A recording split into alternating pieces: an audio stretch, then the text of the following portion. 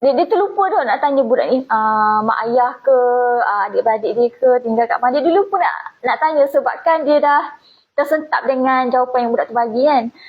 Dia terfikir budak ni anak yatim ke sampai dia nak kena berniaga, macam tu kan.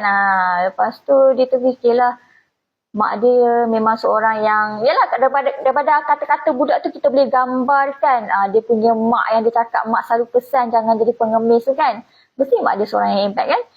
So, moral of the story yang kita boleh belajar kat sini, walaupun ya kita cukup sifat, kita ada tangan, dua tangan, kita ada kaki, kita ada tenaga, kita boleh usaha. Selagi kita ada cukup sifat ni, kalau ikutkanlah kita ni cukup sifat pun, kita janganlah jadi seorang yang pemalas, yang nak bagi banyak alasan. Kadang-kadang kita sudah cakap kan, saya dah banyak ada minta kerja, saya dah banyak dah hantar resume tapi masih orang tak panggil saya.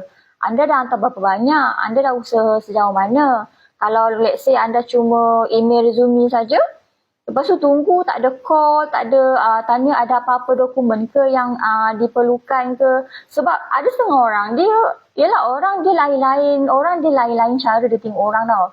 Macam kita, let's say kita hantar resume, mungkin kita email ataupun kita wasabi kan. Ada setengah syarikat tu dia suka wasabi kan. Kalau berminat boleh email, boleh wasabi resume kan. Ada setengah gitu dia nak, sebab dia nak cepat. Kalau WhatsApp ni cepat sikit, kalau email take time kan, dia nak kena buka attachment apa benda. So ada setengah orang ni dia suka tengok orang tu mungkin dari segi lain tu dia sibuk kot. Orang ni mungkin dia sibuk, dia tak sempat nak view. Sebab bila kita dah iklankan ada kerja kosong, boleh email ke wasabi resume kepada yang berminat, mesti ramai yang akan minta, betul tak? Jadi dalam masa yang sama tu mungkin ada 10 resume masuk. Jadi mungkin dia pun ada kerja lain. Kebanyakan saya suka tekankan kat sini, kita jangan expect orang yang kita tengah deal tu, dia kerja dia duduk depan PC, check resume je, tengok spek okey ke, Aminah ni okey ke, Ali ni okey ke, baru dia akan bagi kepada person yang nak interview. Kita jangan expect macam tu tau.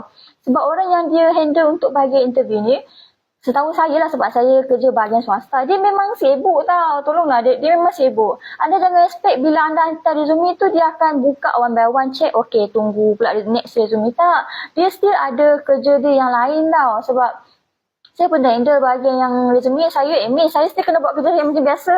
Dalam masa yang sama, ikutkan resume ni ialah kerja tambahan untuk saya tau. Sebab hari-hari saya kena buat kerja saya. Lepas tu, sebab kita short of staff yang kita nak kena cari pengganti ni, nak interview ni. Jadi tak nak kita kena handle bahagian untuk resume ni pula. Kena check, okey tak dia punya spek, ada pengalaman. Kalau SA bos nak pengalaman